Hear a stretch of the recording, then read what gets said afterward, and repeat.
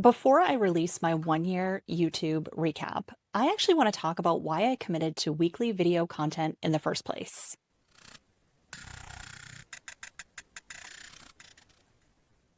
Video was never my favorite medium to consume or to produce.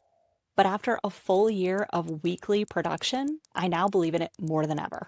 And that's not because I believe every business needs to become a content creator, but it's because I believe that video is an excellent source to create authority, build trust, generate leads, support sales, and become a solid foundation for an entire content system.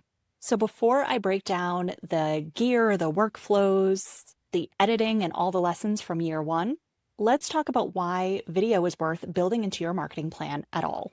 I want to talk about why I believe video is critical, YouTube is essential, how to monetize video and calculate your ROI, but probably even more importantly, something that I really believe in is how to make the process practical and sustainable as you're starting out. After all, if your goal is not to be a full-time content creator, or you're still running a business or have a full-time job, you may not have all the time in the world to dedicate to video production. So there needs to be a way that you can do this that makes sense. And I really have a passion for that piece right there. All the other stuff is super important. You can't do any of this without all of the pieces, but you have to figure out how to get started and how to make it something that you can stick with. Let's start specifically with why I believe video is critical, and then I'll talk about why I think YouTube is the platform of choice. Because really, you can produce video and put it out on any social media platform, on your website. I mean, there's lots of ways you can use video content, but I have some really valid reasons why YouTube is the way to go, even if you pair it with other options. So video marketing produces assets of all kinds. You can generate leads, you can nurture prospects, you can use it as an authority or trust builder. It can definitely be an income producer. And of course, it can be a foundation for what we call the content machine. I specifically started creating weekly video content in May of 2025 because I wanted resources. That was really my primary motivation. I was digging more deeply, specifically into marketing automation, and even more specifically into one platform that really does marketing automation really well. In the past, we had used all the platforms and all the tricks and helped lots of people, and we had decided to sort of niche down here. That was one of the reasons that I really dug in, is I was like, this is a great opportunity for me to take these tips and tricks and this knowledge as we're going along, answer questions on a platform like YouTube using video, and then I can reference that material. So I really started it out with that idea in mind. As I would get questions from clients, prospects, even my own team, as I would find myself repeating myself maybe even 2 or 3 times, I'd be like, okay, this is a video topic. And I'm going to dig more into that when I do the 1 year review. But that's the idea of why I started creating video. And it's something that I talk to a lot of our clients about and a lot of our prospects about. Is this is a reason to create videos. Your reason to start a YouTube channel or to create videos doesn't have to be to become the next Mr. Beast or some sort of influencer or to get brand deals. I actually had one person I was on the phone with that we were talking about how she could use marketing, and she made the statement to me that she feels bad when people can't afford to hire her. And I said, well, that's a great reason to start a video channel. Because now you can put all that content out there and the people that can't afford to hire you can still access your knowledge without you having to feel bad. You can still go sell your services, your one-on-one services at premium prices and not feel bad about it because you can direct everyone else to your YouTube channel. And then there are still ways to monetize that YouTube channel for you. So you're still not losing out. And I'm going to get to the monetization piece too here. That describes what video brings to your overall content library.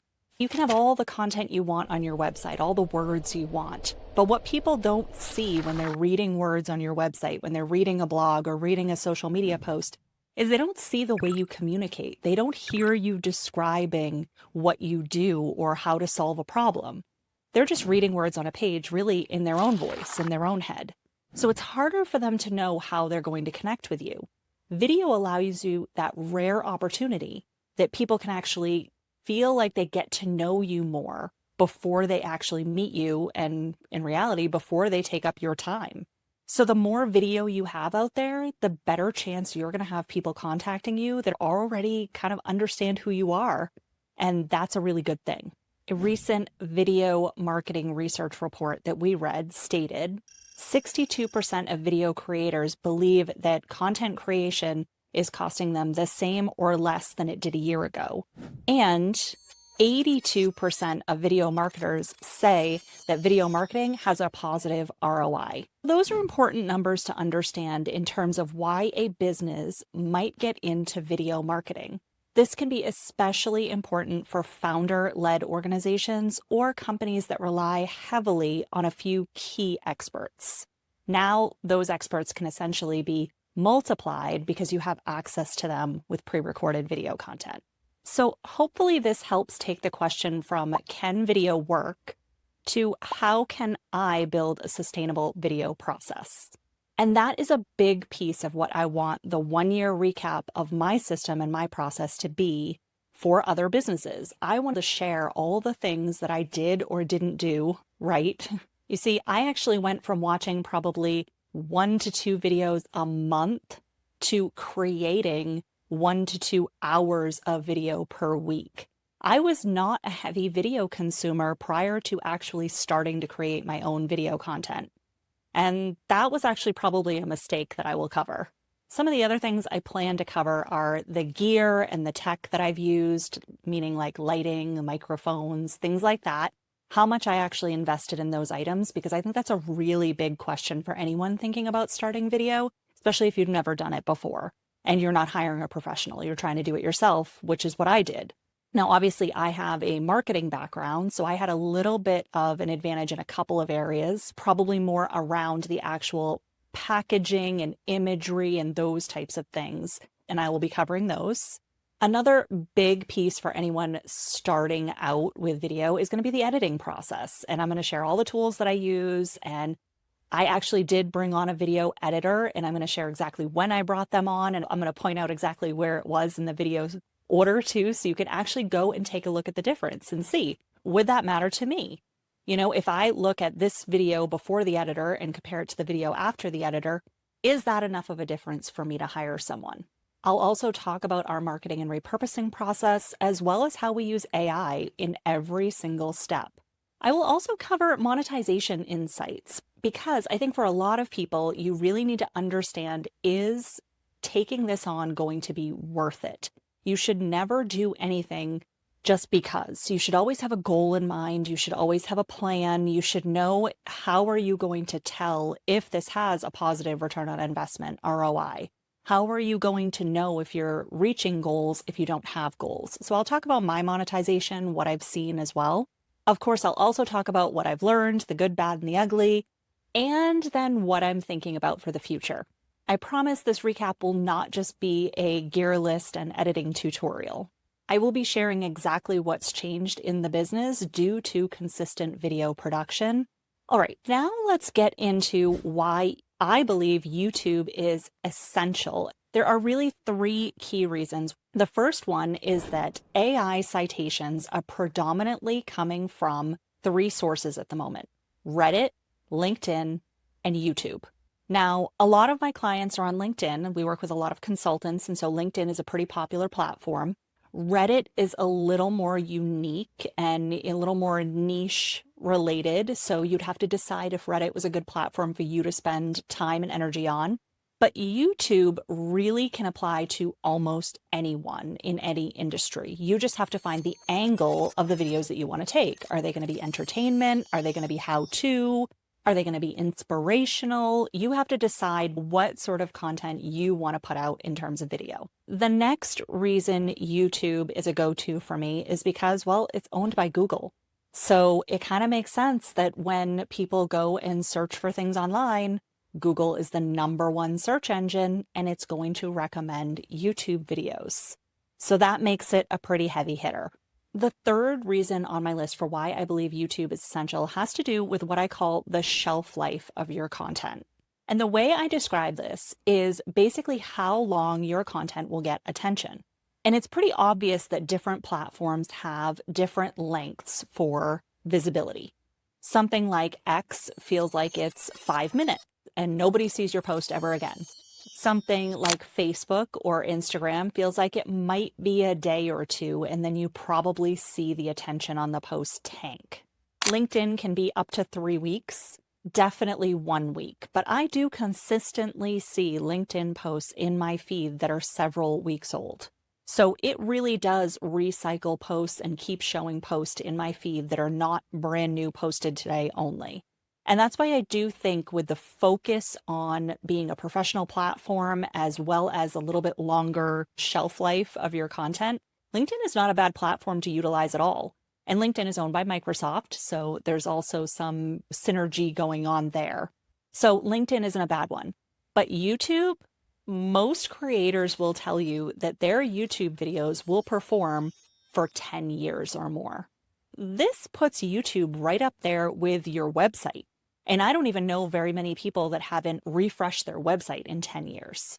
So really, the shelf life of a YouTube video is almost unlimited. And at any time, if some topic becomes popular, I mean, a 5-year-old video could all of a sudden skyrocket in views just because of a term that it got clicked on. That, for me, just makes the value of YouTube really high in terms of I can make a video and it can continue working for me for 10 years.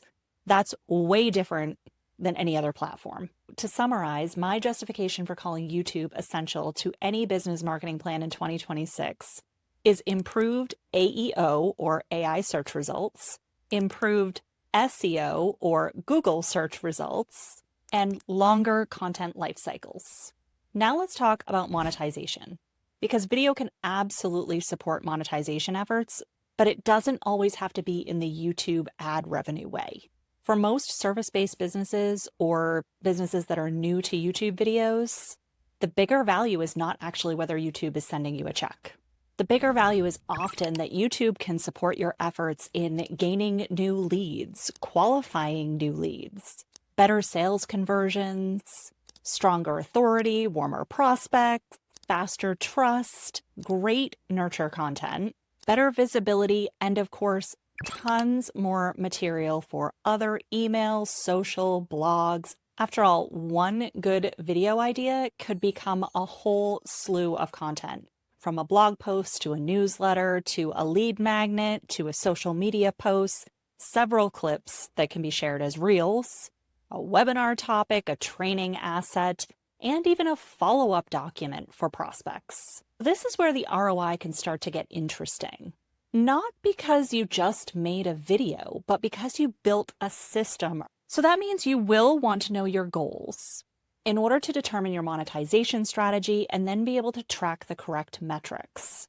For example, if your goal was to sell books or book consultations, then you're going to want to focus on your click-through rates and also watch your traffic patterns from your videos. If your goal was to get brand deals or sponsorships, then you're going to care more about the number of subscriptions, your views, your likes, in addition to your click-through rates, because you're going to need to be able to give those numbers to potential partners.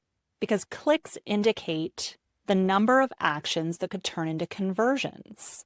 Conversions being opt-ins, purchases, booking, or subscriptions, where views and subscribers indicate reach and influence.